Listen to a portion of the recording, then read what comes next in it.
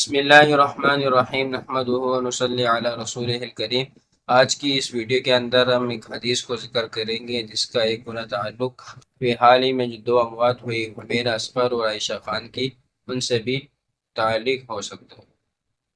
مسند احمد کی ایک روایت ہے جس میں ابن عمر رضی اللہ تعالی عنہ حضور صلی اللہ علیہ وسلم کا فرمان نقل کرتے ہیں کہ رسول اللہ صلی اللہ علیہ وسلم نے تنہائی یعنی اس بات سے منع فرمایا کہ کوئی شخص اکیلا رات گزارے، یعنی اس کا مفہوم یہ ہے کہ رسول اللہ صلی اللہ علیہ وسلم نے اکیلے رات گزارنے سے اور تنہا رہنے سے منع فرمایا۔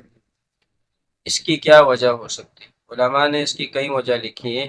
ایک وجہ اس کی یہ ہو سکتی ہے کہ تنہائی اور اکیلے رہنے میں بعض مرتبہ انسان کو وحشت ہوتی ہے اور ڈر اور خوف ہوتا ہے۔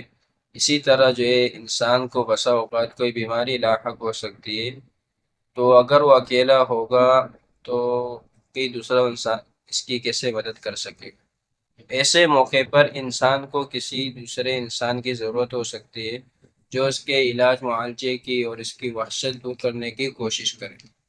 اسی طرح رات کی تنہائی میں شیاطین پھیل جاتے ہیں، اور شیاطین تو انسان کو تکالیف پہنچانے کے ہمیشہ در پر ہی رہتے ہیں، اور اسی طرح شیاطین کا کام کیا ہوتا ہے کہ وہ انسان کے دل میں وسوسے ڈالتے ہیں اور اس کو گناہ پر ابھارتے ہیں۔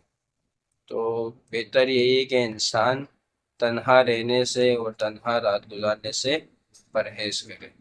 ابھی حال ہی میں دو واقعات ہوئے عائشہ خان اور حمیرہ اصغر کے، دو اداکارہ تھی، ان کی اموات کئی کئی دن تک جو ہے وہ کمرے میں رہے، اور حمیرہ اصغر کے بارے میں تو یہ خبریں چل رہی ہے کہ تقریباً 6 ماہ تک اس کی لاش جو ہے کمرے کے اندر رہے۔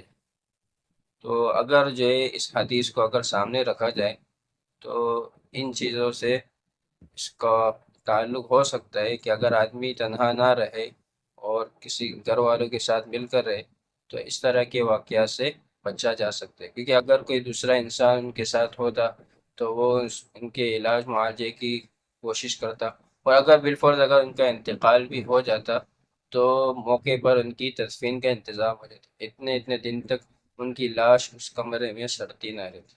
تو اللہ تعالیٰ ہمیں جو اس حدیث پر عمل کرنے کی توفیق عطا فرمائے اور صحیح سنت کے مطابق زندگی گزارنے کی توفیق عطا فرمائے۔